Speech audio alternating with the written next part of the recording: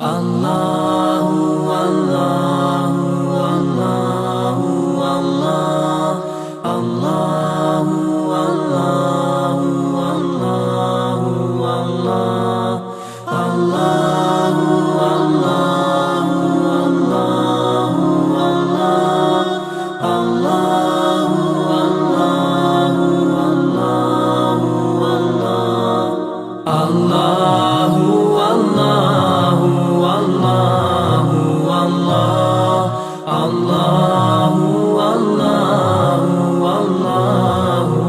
Allahu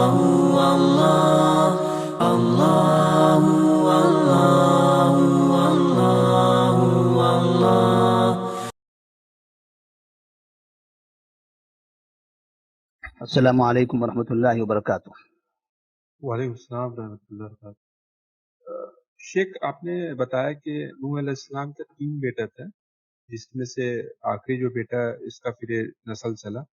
تو جہاں تک ہم قرآن پڑھے اللہ عالم کہ ایک بیٹا جو کافر ہو گیا تھا اور پھر بدعا دی، تو کیا ایک بیٹا تھا یا پھر 3 تھا؟ مجھے تھوڑا سا بتا سکتے، واضح کر سکتے؟ سام، حام، یافس جو 3 بیٹے تھے، ان کی نسلیں تھیں، ان کی نسلیں موجود تھی۔ بیٹا جو نافرمان ہو گیا تھا، ہے نا، اسی بیٹے کا تذکرہ ہے کہ اس بیٹے نے کشتی میں داخل ہونے سے انکار کر دیا تھا۔ جی، لیکن ان کی اولاد موجود تھی، لہذا اور بھی اولاد تھی؟ ہاں، ان کی اولاد تھی، لہذا ان کی نسل باقی رہی۔ اچھا شیخ، ابھی جو کچھ چل رہا ہے، ایسا کچھ ریسرچ کچھ آتھرس نے لکھا ہے کہ ارطغرل، آپ نے بھی جب بتایا، اور اس نے ایسا لکھا کہ ارطغرل مسلمان نہیں تھا، وہ کافر تھا، وہ کچھ قبیلے تھے، آپس میں جھگڑا ہوتا تھا، اس کے بعد جو ہے بنیاد رکھا گیا۔ تو پتہ نہیں، ایک سائٹ سے ارطغرل مسلمان ہے، اچھا، انہی کا بیٹا عثمان، جس کے نام سے یہ حکومت، یہ خلافت کا نام رکھا گیا۔ حالانکہ خلافت بنائی تھی سلیم الاول نے، لیکن خلافت اس کے نام سے نہیں رہی، عثمان کے نام سے رہی۔ کیوں؟ اس لیے کہ اس علاقے میں جو چھوٹی سی سرکار تھی، جسے ہم نے کہا کہ ایوب ایک چھوٹی سرکار تھی مصر اور شام میں، تو یہ ترکستان، ترکیہ کا جو علاقہ تھا، اس علاقے میں چھوٹی سی سلطنت بنی تھی عثمان کی۔ پھر اس کے نسل میں سے 90 جو خلیفہ تھے سلیم الاول، انہوں نے آہستہ آہستہ دیگر علاقوں کو فتح کر کے اپنے ماتحت کر لیا تھا، اور اس کے بعد سے اس حکومت کو خلافت عثمانیہ کہا جانے لگا۔ سلیم کے نام سے نہیں، سلیم کی اس سے پہلے دادا پردادا جو تھے، یعنی جنہوں نے اس سلطنت کی بنیاد رکھی تھی۔ ایک ہے سلطنت، ایک ہے خلافت۔ عثمان بن ارطغرل نے سلطنت کی بنیاد رکھی تھی، اور نواں جو بادشاہ تھا، اس کا نواں جو حاکم تھا، بادشاہ ہم نہیں کہیں گے، بادشاہ بڑا ہوتا ہے، پھر بھی حاکم کہیں گے، چھوٹے چھوٹے علاقوں کے حاکم تھے۔ تو نواں جو حاکم آیا، اس کا نام تھا سلیم الاول، سلطان سلیم الاول کہا جاتا ہے اس کو۔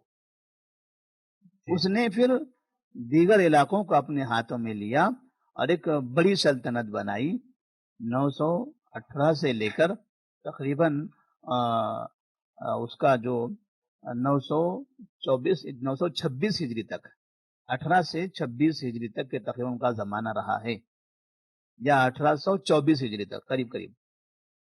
ہاں شیخ، آپ نے شروع میں بتایا تھا کہ ہم لوگ عثمانیہ کو خلافت نہیں بول سکتے، سلطنت بول سکتے، تو یہ کیسے حدیث کی روشنی میں کیسے ہم بتا سکتے ہیں کس طریقے سے یہ خلافت نہیں ہے، یہ حکومت ہے؟ کچھ لوگ کہتے ہیں خلافت ہے، تو کیسے ہم چیز کو فرق کریں کیا گے؟ چیز نہیں سمجھا ہم؟ آپ نے شروع میں جب شروعات ہوئی تھی درس تو آپ جی نے کہا تھا کہ عثمانیہ کو ہم خلافت نہیں سمجھتے، کیونکہ آپ نے بتایا کچھ نگیٹو پوائنٹس کے آپس میں لڑے اور پھر اس طریقے کا جو چیزیں آئی، تو خلافت جو ہے عباسیہ تک آپ نے کہا تھا. تو پھر ہم اس کو کیوں اب اگر نہیں کہیں گے تو خلافت کیوں نہیں کہیں گے، اور کیا فرق ہے پھر خلافت اور سلطنت میں؟ کوئی اگر پوچھے تو ہم کیسے بتا سکتے ہیں روشنی میں، حدیث کی روشنی میں ہم نے یا ایسا نہیں واضح طور کہا تھا. ہم نے اچھا ایسا نہیں کہا تھا کہ اس کو خلافت نہیں کہیں گے. ہم نے سوال نشان لگایا تھا. سوال اچھا نشان ہم نے یہ لگایا تھا کہ اگر جب کوئی یہ کہتا ہے کہ معاویہ بن ابی سفیان رضی اللہ تعالیٰ عنہ نے اپنے بیٹے یزید کو خلیفہ بنایا، تو بہت سے جی مسلمان معاویہ رضی اللہ تعالیٰ عنہ کو خلیفہ ماننے تیار نہیں ہیں.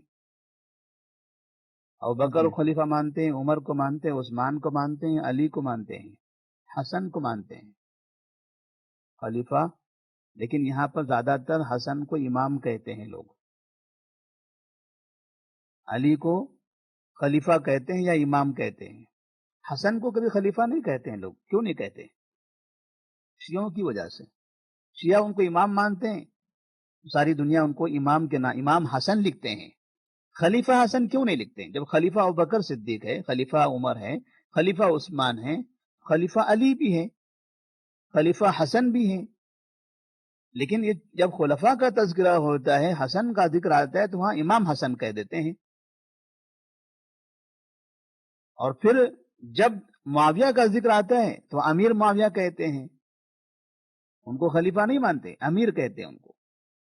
اس لیے آپ کئی کتابوں میں دیکھا ہوگا امیر معاویہ لوگ لکھتے بھی ہیں، بولتے بھی ہیں.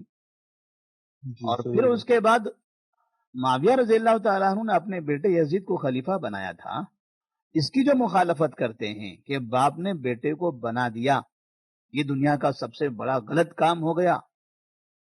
تو پھر جن کو یہ لوگ، یہ بولنے والے لوگ جو یہاں یہ کہتے ہیں کہ یہ غلط کام ہوا، یہ بولنے والے لوگ یہ خلافت عثمانیہ کو کیوں اپنا آئیڈیل سمجھتے ہیں؟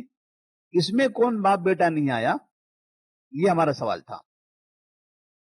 تو ہم نے بس استفہام انکاری میں کہا تھا کہ اگر وہ خلافت نہیں ہے تب اس کو بھی ہم خلافت نہیں کہیں گے، کیونکہ یہ بھی تو باپ بیٹے آئے نا. اگر جی باپ بیٹے بننا یہ بادشاہت ہے، خلافت نہیں ہے. باپ بیٹا بننا بادشاہت ہے، جیسے وہاں پر کہتے ہیں لوگ یہاں بادشاہت تھی، امیر معاویہ بادشاہ تھے، یزید بادشاہ تھا، ایسے کہتے ہیں کیونکہ وہ باپ بیٹے بنے تھے. تو پھر یہاں یہ عثمان کا بیٹا، پھر یہ عثمان کی اولاد کے بیٹے، یہی سے چلتے رہے. عباسیوں میں بھی ایسا ہی ہوا. لیکن یہاں کوئی بادشاہ نہیں بولتا ان لوگوں کو، یہاں سب ان کو کہتے ہیں یہ خلافت تھی. یہ ہمارا سوال تھا، اعتراض تھا کہ جب یہ خلافتیں ہو سکتی ہیں تو صحابی رضی اللہ تعالیٰ عنہ معاویہ رضی اللہ تعالیٰ عنہ ان کی وہ خلافت کیوں نہیں ہو سکتی؟ اور پھر اگر جزاک اللہ یہ خیر. صحیح ہو سکتی ہے، یہ سب خلافت باپ بیٹے کی حکومتیں یہ صحیح ہو سکتی ہیں، تو وہ باپ بیٹے کی حکومت صحیح کیوں نہیں ہو سکتی؟ یہاں بھی سب نے باپ بیٹے بنائے ہیں. یہاں بھی ہارون رشید کے بارے میں نے پڑھا کہ 3 بیٹوں کو بنایا تھا اس نے. کوئی آج تک کہتا ہے کہ ہارون رشید نے دنیا کا سب سے بڑا برا کام کیا تھا کہ اپنے بعد اپنے 3 بیٹوں کو خلیفہ بنا کے چلا گیا؟ کہیں پڑھا، کہیں سنا ہے کسی خطبے کی منبر سے آپ نے سنا ہے ایسا؟ نہیں سنا ہوگا. نہیں سنا. لیکن بس وہاں کے بارے میں بولتے ہیں، اور معاویہ کے بارے میں اور دوسرا سعودی کے بارے میں. بس یہ 2 جگہ ہیں لوگوں کے پاس باپ بیٹے کی خلافت حکومت غلط بولنے کے لیے. وہ ایک صحابی کے بارے میں اور دوسرا سعودی کے بارے میں. ان کے علاوہ یہ جو خلافتیں باپ بیٹے بنتی آئی ان کو کوئی غلط نہیں بولتا. آج بولتے ہیں لوگ سعودی کے خلاف کہ دیکھیں وہاں باپ جی بیٹا بنتا ہے، ہاں یہ اسلام کا قانون نہیں ہے، اسلام کے خلاف حکومت ہے. تو خلافت عثمانیہ کون سے اسلام کے موافق تھی؟ تب کہاں یہاں ووٹنگ ہوتی تھی؟ کیا جمہوریت تھی؟ کیا تمام کے تمام لوگ ان کو ووٹ دیتے تھے؟ کیا ان کے ہاتھ پہ بیعت کرتا تھا؟ کوئی بھی نہیں کرتا تھا، باپ بیٹے ہی بنتے تھے. تو یہ ایک غلط فکر ہے جو مسلمانوں کے اندر داخل کر دی گئی ہے، اور یہ تقریباً 100% شیعوں کی فکر ہے. شیعوں کے پاس اپنی فکر موجود ہے. مسلمانوں میں سے بھی آپ دیکھیں گے تقریباً خاص طور پر ایشیا کے مسلمان، عرب میں بھی ہیں، کم سے کم 90% مسلمان سے زیادہ مسلمان ایسے ہیں جو شیعوں سے بہت زیادہ متاثر ہیں، عقیدوں میں، افکار میں۔ یہ حکومت، یہ خلافت کے مسائل جو ہم نے بتایا آپ کے سامنے اتنے دنوں سے، ان سب مسائل پر بھی بڑے بڑے علماء کرام شیعوں سے متاثر ہو کر شیعوں کی باتیں کرتے ہیں، شیعوں کی وکالت کرتے ہیں۔ حتیٰ کہ ہم نے بتایا تھا کہ وہ سلمان ندوی جیسے آدمی جو حنفیوں کا ترجمان سمجھا جاتا تھا ایک زمانے تک، اس نے معاویہ رضی اللہ تعالیٰ عنہ کو ظالم کہہ دیا کہ انہوں نے اپنے بیٹے کو بنا دیا تھا یزید کو، اور خلافت عثمانیہ کی تعریف میں پورے دن رات لگاتے ہیں وہ، جو خلافت عثمانیہ باپ بیٹے بنتے آئی۔